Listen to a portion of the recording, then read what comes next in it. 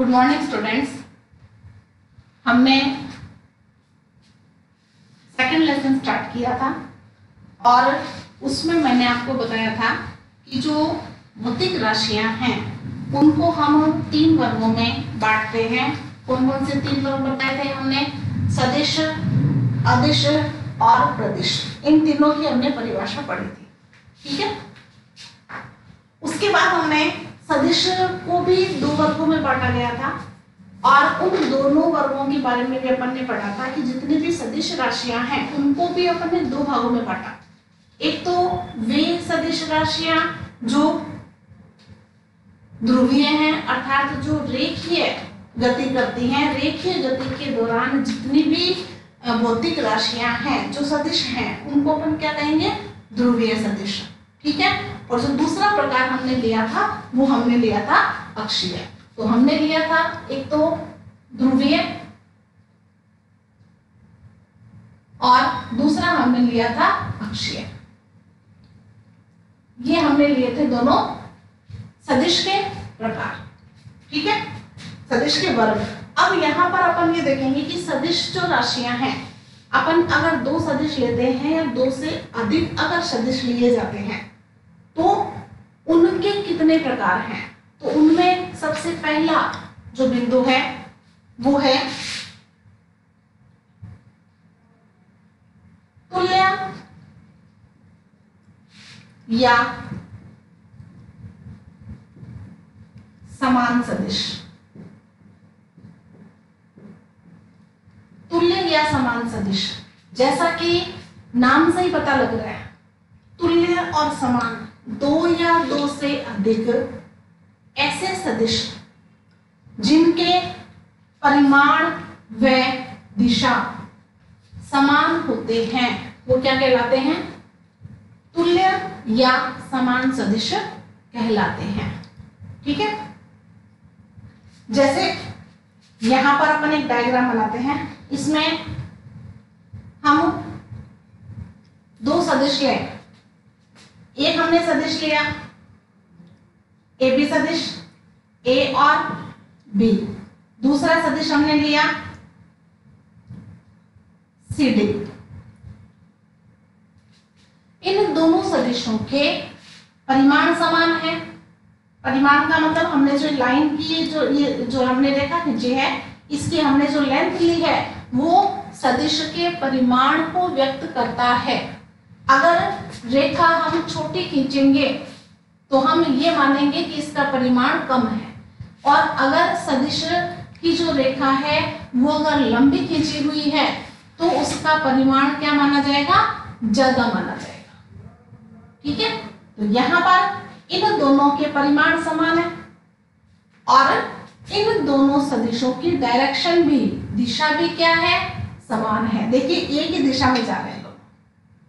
तो वे दो या दो से अधिक वे सदिश जिनके परिमाण व जिनकी दिशा दोनों चीजें समान होती है वे क्या कहलाते हैं? तुल्य या समान सदिश कहलाते हैं। तो आप डेफिनेशन इसकी क्या लिखोगे? इसकी डेफिनेशन आ जाएगी दो या दो से अधिक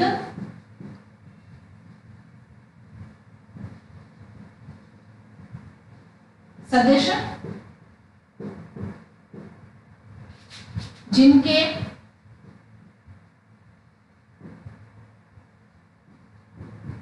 परिमाण व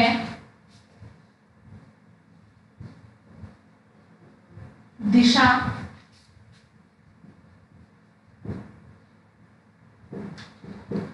समान होते हैं। तुल्य या समान सदिश कहलाते हैं।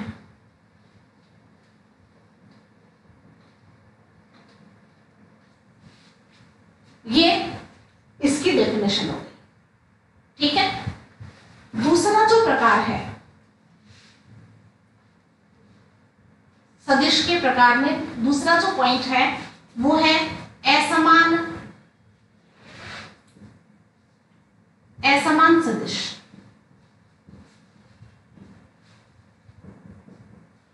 असमान सदिश भी आपको जैसे इसके नाम से पता लग रहा है। असमान का मतलब जिन सदिशों में परिमाण व दिशा दोनों ही अगर भिन्न भिन्न है, या तो परिमाण भिन्न है या दिशा भिन्न है, या परिमाण व दिशा दोनों ही अगर भिन्न भिन्न है, तो उन्हें अपन किस प्रकार के सदिश कहेंगे? असमान सदिश। क्योंकि हमारे पास में सदिश में दो चीजें होती हैं, एक तो होता है परिमाण और एक होता है दिशा। ठीक है, तो या तो दिशा भिन्न है, या सदिशों के परिमाण भिन्न हो, या दोनों ही भिन्न हो, तो ऐसे जो सदिश होंगे वो क्या कहलाएंगे? असमान सदिश कहलाते हैं। जैसा कि देखो आप डायग्राम से बिल्कुल समझ लोगे इसको कि यहां पर हमने दो सदिश लिए, इन दोनों सदिशों में आप देखिए ये दो सदिश मैंने बनाए, इनमें ये ए है, ये बी है, यहां पर सी और ये डी। इन दोनों के परिमाण आपको समान लग रहे हैं, लेकिन इनकी दिशा देखो अलग है। अलग है ना? मैंने ये लेंथ बिल्कुल समान बनाई है, ये लेंथ एकदम बराबर बनाई है, लेकिन डायरेक्शन मैंने अलग कर दी, तो ये दोनों सदिश क्या कहलाएंगे? असमान सदिश कहलाएंगे। इसी प्रकार दूसरी कंडीशन अगर अपन लें, तो दूसरी कंडीशन में ये मैंने सदिश बनाया और एक मैंने ये सदिश बनाया। आप स्वयं बता सकते हैं कि क्या अंतर है दोनों में। ये ए बी सदिश है और ये सी डी सदिश है। ठीक है, दोनों की डायरेक्शन देखो सेम है, दिशा दोनों की समान है, लेकिन क्या अलग है? इनका परिमाण। इनका परिमाण देखो, ये एपी वाला जो सदिश है वो छोटा है, इसका परिमाण कम है, और सीडी सदिश का परिमाण क्या है? ज्यादा। ठीक है, तो ये जिसमें दिशा अलग थी, ये जिसमें परिमाण अलग है, ये दोनों क्या होंगे? असमान सदिश। और तीसरा पॉइंट मैंने क्या बताया था? जिसमें दिशा और परिमाण दोनों भिन्न होते हैं। जैसे तीसरा भी डायग्राम हम देख सकते हैं इसमें कि ये तीसरा डायग्राम जिसमें ये और ये, ठीक है, यहां पर ये बी और ये सी डी, परिमाण भी अलग है और इनकी दिशा भी अलग है, तो ये भी कैसे होंगे? ये भी होंगे असमान सदिश। ठीक है, तो इसकी अपन परिभाषा कैसे लिख सकते हैं? आप डायग्राम बना लोगे, परिभाषा इसकी कैसे लिखोगे? दो या दो से अधिक वे सदिश जिनकी दिशा या परिमाण या दोनों अगर भिन्न भिन्न है, तो वे सदिश क्या कहलाएंगे? असमान सदिश कहलाते हैं। तो ये डेफिनेशन आ जाएगी, दो या दो से, हमने यहां पर दो सदिश लिए हैं, आप दो से अधिक भी बना सकते हैं। ठीक है ना? तो दो या दो से अधिक सदिश जिनके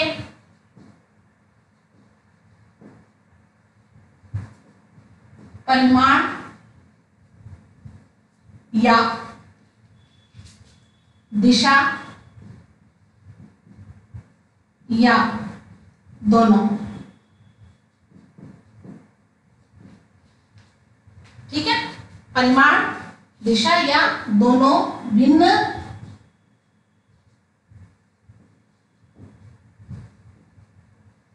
होते हैं,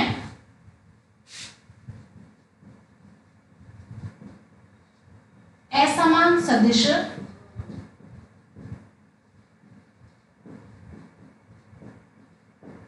कहलाते हैं। क्लियर हो गया? तो हमने एक तो तुल्य और समान सदिश पढ़ा, दूसरा हमने असमान सदिश जिसमें दिशा परिमाण या दोनों भिन्न भिन्न होते हैं तो वो असमान सदिश कहलाएगा। ठीक है, अब जो तीसरा प्रकार है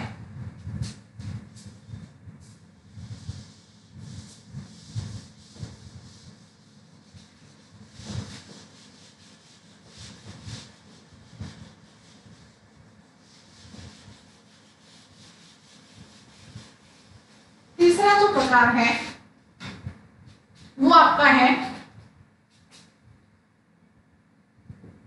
एकांक सदिश।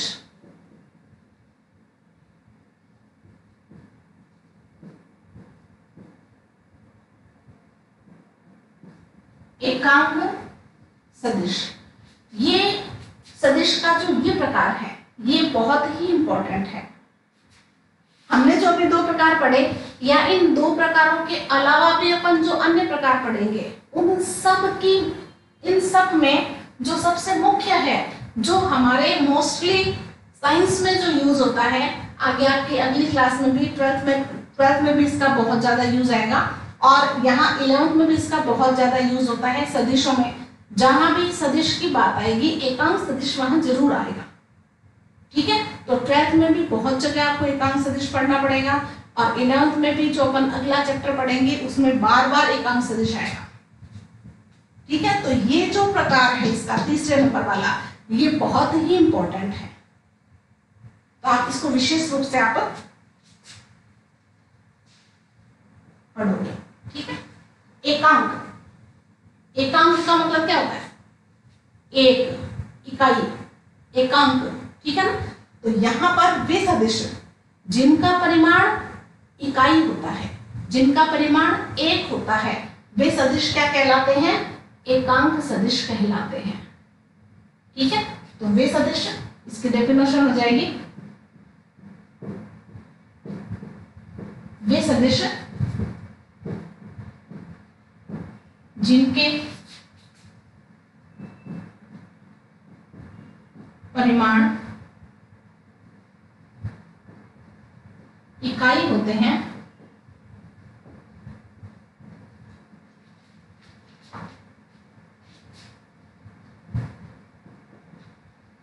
एकांक सदिश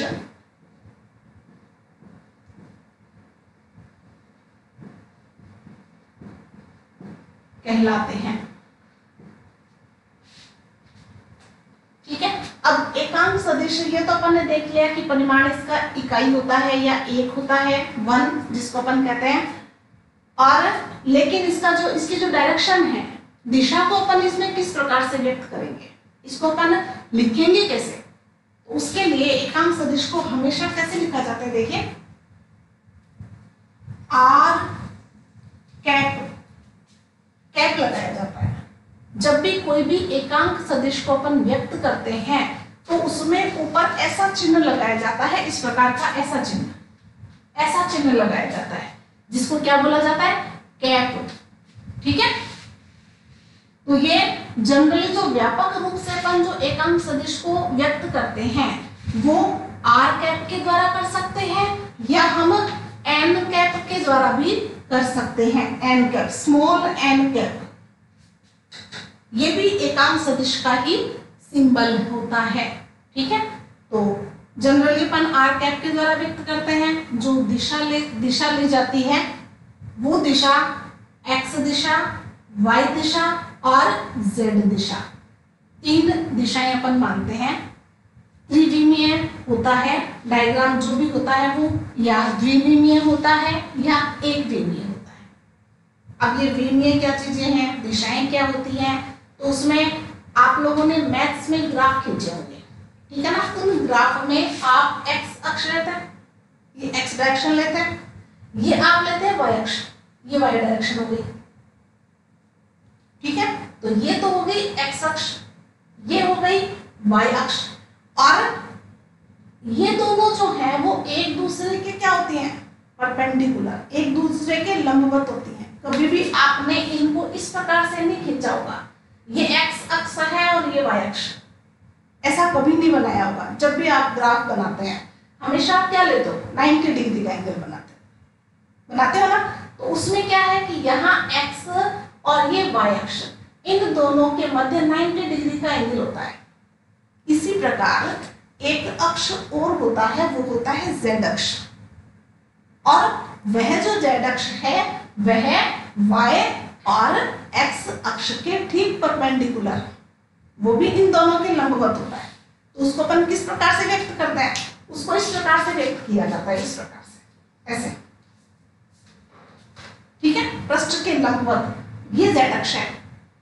लेकिन जब भी अपन इसका डायग्राम बनाते हैं, एक समतल पृष्ठ पर जब एक्स, वाई और जेड तीनों को शो किया जाता है, तब हम एक्स और वाई को तो शो कर सकते हैं। समतल पर दो अक्ष शो की जा सकती है, लेकिन समतल पर तीसरी अक्ष को हम किस प्रकार से व्यक्त करते हैं, इस प्रकार से तो नहीं कर सकते ना। तो हम इसको कैसे, किस प्रकार से व्यक्त करेंगे, इसको अपन यहाँ नीचे इस प्रकार से बनाते हैं, ठीक है। तो जेड अक्ष किस प्रकार से बनाई जाती है, यहाँ पर इस प्रकार से, ऐसे, ये बन जाएगा आपका जेड। तो जेड अक्ष पे और एक्स अक्ष में कितने डिग्री का कोण होगा, 90 डिग्री का। आपको यहां देखने पे नहीं लगेगा, यहां पे आपको ऐसे लग रहा है जैसे अधिक कोण बन रहा है, ठीक है ना। लेकिन एक्चुअल पोजीशन क्या है कि इस अक्ष और इस अक्ष के मध्य 90 डिग्री का कोण होता है। इसी प्रकार y और z अक्ष के मध्य भी क्या होता है, 90 डिग्री का, ठीक है। तो यहाँ पर जैसे कि मैंने आपको बताया, ये होगा, तो यहाँ देखिए इन दोनों के बीच में 90 डिग्री का है, और इसी प्रकार इन दोनों के बीच में यहाँ भी 90 डिग्री का। बात समझ में आ गई सबके। तो एक्स अक्ष, वाई अक्ष और जेड अक्ष तीनों को जब किसी भी समतल पर व्यक्त किया जाता है, तब हम उसे इस प्रकार से व्यक्त करते हैं। अब इनकी हमें डायरेक्शन भी लेनी होती है, दिशा भी लेनी होती है। तो दिशा के लिए एक्स अक्ष के दिशा में जो भी एकांक सदिश लिया जाता है, वो लिया जाता है आई, स्मॉल आई कैप। जहां भी स्मॉल आई कैप लिखा होगा वह किसकी डायरेक्शन होगी, एक्स अक्ष की डायरेक्शन होगी। यह कैप लगा रखा है इसके ऊपर, इसका मतलब ये क्या है, एकांक सदिश, ठीक है। कैप लगा हुआ है, इसका मतलब ये एकांक सदिश है। कौन सी दिशा का एकांक सदिश है, एक्स डायरेक्शन का, एक्स दिशा का एकांक सदिश है। इसी प्रकार ये y दिशा है, y दिशा का भी एक एकांक सदिश होगा, जिसको हम व्यक्त करते हैं j कैप से। ये j और ये कैप, तो जहां पे j कैप लिखा रहेगा, इसका मतलब वो दिशा कौन सी है, y दिशा, ठीक है। और z दिशा के लिए एकांक सदिश का उपयोग करते हैं k कैप लिखकर, ये स्मॉल के लिखा जाता है और उसके ऊपर हम कैप लगाते हैं। तो ये z डायरेक्शन का, z दिशा का एकांक सदिश होता है। समझ में आ गया। तो सभी x दिशा का एकांक सदिश i कैप, y दिशा का j कैप, z दिशा का k कैप, ठीक है। और मान लो तीनों दिशाओं को हम अगर एक साथ व्यक्त करें या व्यापक रूप से अगर अपन कोई डायरेक्शन लेते हैं, तब हम क्या लिखते हैं, आर कैप, ठीक है।